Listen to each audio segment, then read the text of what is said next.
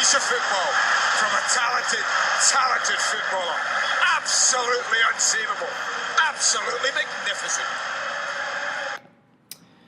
Hi, Mr. Leighton here. We're going to talk about the essential question number 1 for the French Revolution. What were the causes of the French Revolution, and to what extent was that a product of Enlightenment, or were the greater causes economic problems, class antagonism, and politics? First cause is Enlightenment ideas. You had the rise of the bourgeoisie. This was part of the Third Estate, but they tended to be more educated, more wealthy, but they had none of the privileges of the First or Second Estates. The second is Rousseau. In particular, many of the other ideas influenced them, but Rousseau in particular, freedom and equality of the individual. The next cause is the American Revolution. This demonstrated the Enlightenment ideas could be put into practice. The separation of powers of Montesquieu, naturalized by John Locke, Voltaire, freedom of religion, freedom of speech. Those things were put into practice, and so the French people looked at that and said, hey, Enlightenment ideas, there's not just philosophical ideas, they're not just theories, this could actually work.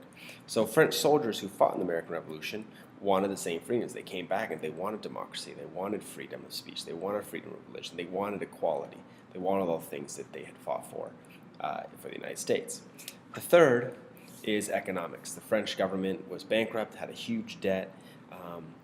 Next, taxes. The First and Second Estate did not have to pay taxes, or if they did, it was very minuscule.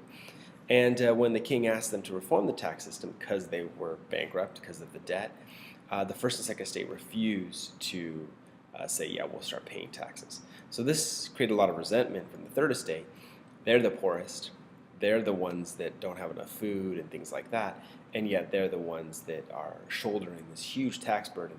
And there was also a lot of feudal laws that were still they still had to pay taxes to the lords and the nobles, not just to the state. And the third kind of economic reason is famine. There was terrible weather right before the French Revolution. This led to huge unemployment, shrinking incomes, increase in food prices, and a lot of starvation. The fourth cause is class antagonism. The First and Second Estate, they lived in great luxury. They didn't have to pay taxes. They had massive incomes. And whereas the Third Estate was burdened by unfair taxes. They had feudal obligations that were, ancient. They earned very little. So you have this kind of two classes, and the majority of the people were in the Third Estate, and they didn't have rights, and they basically made it so the First and Second Estate could live in luxury. The fifth and final cause of the French Revolution has to do with politics. You had an absolute monarchy in France.